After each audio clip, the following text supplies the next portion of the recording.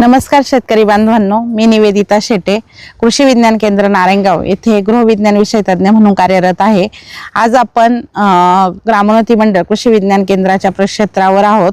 येथे आपण 20 गुंठ्यामध्ये पोषण मूल्य आधारित शेती पद्धती प्रकल्प विकसित केलेला आहे। त्याच्यामधला पहिला भाग म्हणजे मिलेट उद्यान। मिलेट उद्यान जसं आपण म्हणतो की east or west, millet is best, कारण मिलेट मध्ये न्यूट्रिशनल जर आपण विचार केला तर खूप त्याचे पोषणासाठी आपल्या आरोग्यासाठी खूप सारे फायदे आहेत। आज काही डॉक्टर की मिलेटचा उपयोग करून वेगवेगळे लाईफस्टाईल डिसीजेस सुद्धा बरे करण्यासाठी प्रयत्न करत आहेत। अशा या मिलेट मध्ये आपण बर्नियार्ड मिलेट म्हणजे जिला आपण भगर म्हणतो, तर जिच्यामध्ये तंतू म्हणजे मिलेट मध्ये खरं तर सगळ्याच मिलेट मध्ये तंतुमय पदार्थ हे खूप चांगल्या पद्धतीने असतात आणि बऱ्याचशा म्हणजे ग्लायसेमिक इंडेक्स यांची कमी असल्यामुळे मधुमेह रोगांसाठी सुद्धा हे खूप फायदेशीर असतात। दुसरं म्हणजे मकरा ब्राउन टॉप मिलेट। त्याच्यानंतर आपण जर पुढे बघितलं तर लिटिल मिलेट तुम्हाला दिसेल की लिटिल मिलेट हे असं मिलेट आहे की त्याच्यामध्ये खूप चांगलं लोह आहे। म्हणजे आपण जर गहू खात असेल तर त्याच्यापेक्षा याच्यामध्ये कितीतरी अधिक प्रमाणात आपल्याला लोह मिळतं। त्याच्यानंतर नाचणी सगळ्यांना माहिती आहे की नाचणीमध्ये कॅल्शियम हे अतिशय प्रमाणात म्हणजे आपले प्रत्येक माणसीन आपली कॅल्शियमची दिवसाची गरज साधारणतः 600 मिलीग्राम आहे। तर ती एक नाचणीची 100 ग्रॅमची जर भाकरी खाल्ली तर तुमची अर्धी गरज त्या एकट्या नाचणीमधून हे होऊ शकते। त्याच्यानंतर आपण वरती जर बघितलं तर आपण काही भोपळ्यांचे वेगवेगळे प्रकार सुद्धा इथे दाखवलेले आहेत की जो रोडवे ती जागा वेस्ट न जाता त्याच्यावर वरती आपण कुंपणावर हे असे हा चक्की भोपळा आहे जो आज आपण भाजीसाठी मोठ्या प्रमाणावर वापरला जातो।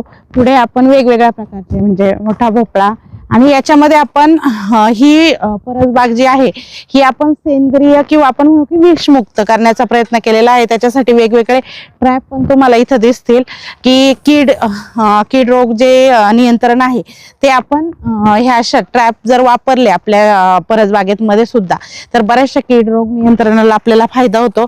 त्याच्यानंतर वरई प्रोसो मिलेट ज्याला म्हणतो याच्यामध्ये सुद्धा अँटीऑक्सिडंटचं प्रमाण खूप चांगल्या पद्धतीत असतं। आता हे राळा इथं आपण लावलेला आहे। राळा सगळ्यांनाच माहिती आहे की आपल्याकडे पूर्वी पारंपरिक पद्धतीने म्हणजे लग्नामध्ये अजूनही नवरीच्या रुखवतामध्ये राळ्याची पुरी ही केली जाते, कारण राळा तेवढा हेल्दी आणि लग्नाच्या वेळेस सगळ्यांना माहिती की आपली खूप म्हणजे दमतो तर त्यावेळेस खरंच एनर्जी देण्याचं काम। तर याच्यात आपण 2 व्हरायटी लावलेल्या आहेत। खरं तर एक लाल कलरचं राळे येतं आणि एक हिरव्या कलरचं। त्याच्यानंतर आपण मिलेटमध्येच सध्या म्हणजे याचा हे केलेला आहे राजगिरा सुद्धा आपण उपवासाला खातो आणि त्याचं सुद्धा न्यूट्रिशनल महत्व खूप चांगलं आहे। बाजरी लावलेली आहे। बाजरीमध्ये सुद्धा आपण बायोफॉर्टिफाईड HB 1200 या जातीचं आपण हे घेतलेलं आहे की जिच्यामध्ये अधिक लोह म्हणजे 800 मिलीग्राम जवळजवळ लोह आणि अधिक जास्त म्हणजे झिंक आपण ज्याला म्हणतो त्याच्यात 99 मिलीग्राम जास्ताचं प्रमाण आहे। त्याच्यानंतर आपण अजून एक हे लावलेलं आहे याच्यामध्ये चिया सीड की आजकाल सगळ्यांनाच माहित असेल की वजन घटविण्यासाठी किंवा आपलं डायजेशन सुधारण्यासाठी चिया सीड खूप मोठ्या प्रमाणावर वापरले जातात। चिया सीड जवळजवळ मार्केटमध्ये 1000 रुपये किलोने आज विकलं जाते आणि हे चिया सीड खरं तर एकदम इझिली म्हणजे खूप त्याला काही औषधं खतं ही काही गरजेची नाही आहेत। त्याचं सुद्धा आपण इथे हे घेतलेलं आहे। त्याच्यानंतर जर आपण पुढे आलात तर पुढे आपल्याला हे सगळे जैव संपृक्तवान दिसणार आहेत। तर याच्यामध्ये गहू MACS 6768 की ज्याच्यामध्ये सुद्धा झिंक आणि लोह जास्त MACS 4028 की तुमच्या ज्या रेग्युलर व्हरायटीतून मिळतं त्याच्यापेक्षा अधिक ते घटक जे जास्त। आता आपल्याकडे जर आपण बघितलं की जो काही सर्वे होतो आपल्या हेल्थचा तर पुणे जिल्ह्याचं जवळजवळ 50% पॉप्युलेशन हे अनेमिक म्हणून हेल्थ सर्वेमध्ये दिसतंय। तर मग अशा वेळेस आपल्या पॉप्युलेशनला नॅचरली नैसर्गिकरित्या कसं धान्यातून हे देता येईल याच्यासाठी हे केलेलं आहे।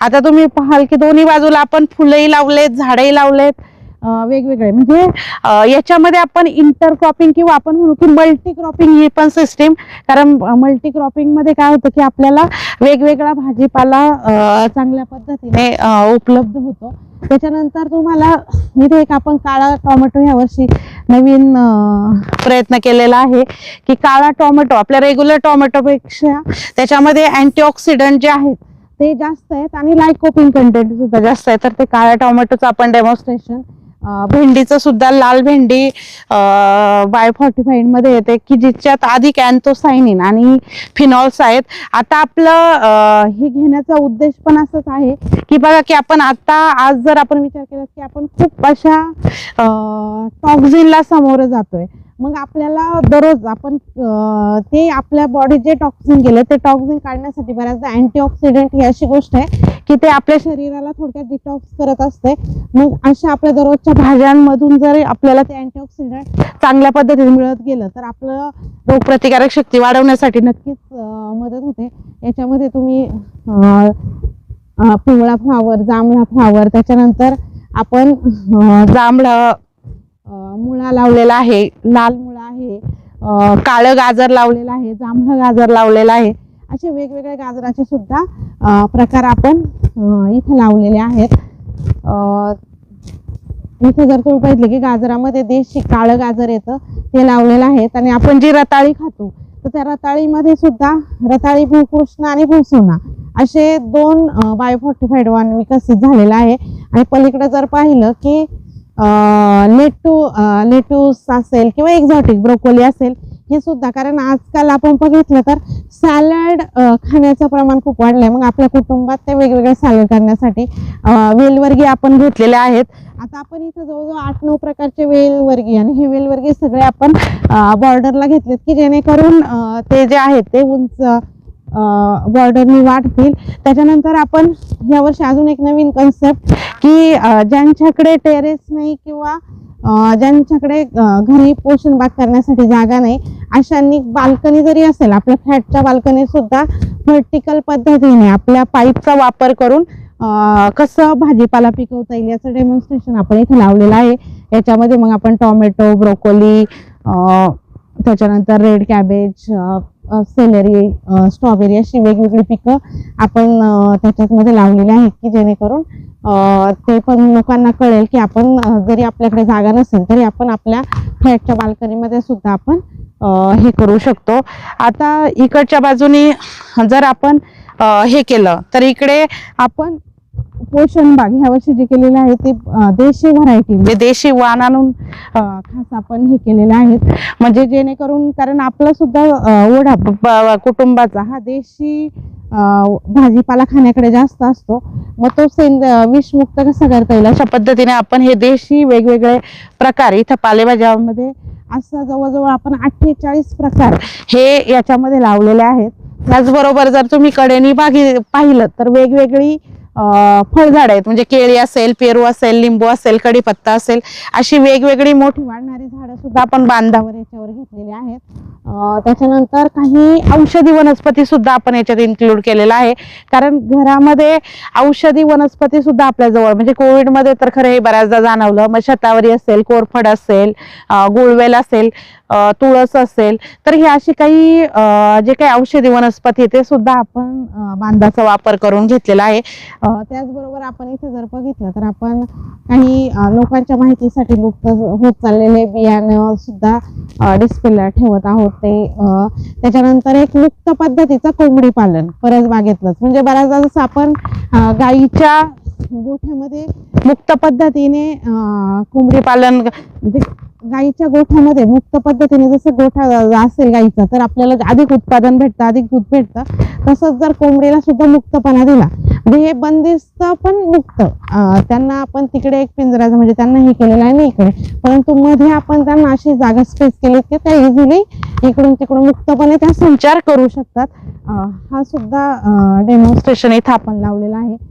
मायक्रोग्रीन प्रदर्शनादरम्यान खुले होणार आहेत लोकांना की ज्या भाज्या एक साधारणतः मोड आलेला च्या पुढे 2 पानाचे स्टेजला जे असतात त्यांना मायक्रोग्रीन म्हटलं जातं, आणि त्याच्यात आपल्या ज्या म्हणजे पूर्ण पक्व झालेल्या भाज्यांपेक्षा याच्यात जवळजवळ 30 ते 40% अधिक उत्पन्न, अधिक पोषण त्याच्यामध्ये असतं.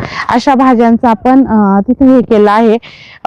घरगुती म्हणजे आता इकडे तुम्ही बघितलं की काही पालेभाज्या आहेत, काही फळभाज्या आहेत. अशा वेगवेगळ्या प्रकारच्या पालेभाज्या, फळभाज्या आपण याच्यामध्ये घेतल्या आहेत. ज्यांच्याकडे टेरेस आहेत त्यांनी टेरेसवर सुद्धा कशा पद्धतीने ग्रो बॅगचा वापर करून टेरेस गार्डन करता येईल असं सुद्धा डेमॉन्स्ट्रेशन आपण इथे ग्लोबल कृषी महोत्सवाच्या माध्यमातून लोकांना पाहण्यासाठी खुलं करतोय. आणि याच्यात तुम्ही पाहाल की पोषण बागेमध्ये तुम्हाला वेगवेगळ्या प्रकारची ही फुलं सुद्धा आपण हे केलेले आहेत, कारण तो सुद्धा एक आपल्या याचा भाग आहे. आता झेंडू सारखं पीक आहे की ते सापळा पीक म्हणूनही काम करतं आणि आपल्याला दररोज देवाच्या पूजेला किंवा बऱ्याच वेळेला आपल्या घरामध्ये फुलांची सुद्धा हे असते. तर अशा पद्धतीने आपण एक 20 गुंठ्याचा प्लॉट इथे विकसित केला आहे की ज्याच्यातून आपल्या कुटुंबासाठी लागणारं जवळजवळ 80% म्हणजे एक साधारणतः काही सोडला आपण की तेल असेल किंवा काही, किंवा याच्यामध्ये आपण जास्तीत जास्त आपल्या घरच्या घरीच आपल्या कुटुंबासाठी लागणारं अन्न हे आपल्या शेतात तयार करू शकतो. अशा पद्धतीने हा प्लॉट डेव्हलप केलेला आहे. याच्यामध्ये डेअरी आपण लागूनच डेअरीचं सेक्शन पण हे केलेलं आहे. तर डेअरी असं एका म्हणजे फार्मिंग सिस्टीम फॉर न्यूट्रिशन असं किंवा आपण इंटिग्रेटेड फार्मिंग असं याला म्हणू शकतो, हे विकसित केलेलं आहे. हे पाहण्यासाठी अवश्य भेट द्या. सर्व पाहण्यासाठी आपल्याला ग्रामोन्नती मंडळ कृषी विज्ञान केंद्राच्या माध्यमातून 8 ते 11 जानेवारी 2026 रोजी आपण ग्लोबल कृषी महोत्सव इथे भरवत आहोत. हे पाहण्यासाठी तुम्ही अवश्य या. याबाबत काही प्रश्न असतील, तुम्हाला काही शंका असतील, तर तुम्हाला जर काही माहिती हवी असेल तर माझं नाव मी निवेदिता प्रशांत शेटे, कृषी विज्ञान केंद्र नारायणगाव येथे गृहविज्ञान विषय म्हणून कार्यरत आहे. माझा मोबाईल नंबर 9975 21 98 31. तुम्ही नक्कीच संपर्क करू शकता. धन्यवाद.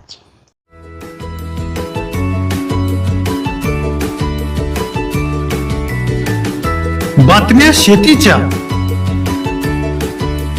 बातम्या मातीच्या, बातम्या अन्यायाच्या, गुन्हेगारीच्या,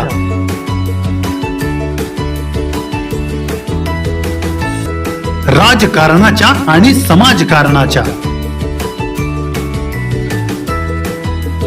शोषणाविरुद्ध बुलंद आवाज, जनसामान्यांच्या हुंकाराची गाज, सत्कार्याला प्रोत्साहन, दुष्कृत्याला अनुशासन, निर्भीड, निस्पृह, सडेतोड, बेधडक आणि रोखटोक म्हणजेच विघ्नहर टाइम्स. शोध बातमीचा, ध्यास सत्याचा. आपलं चॅनल, आपली बातमी. सबस्क्राईब तर कराच, पण बेल आयकॉनवर क्लिक करायलाही विसरू नका.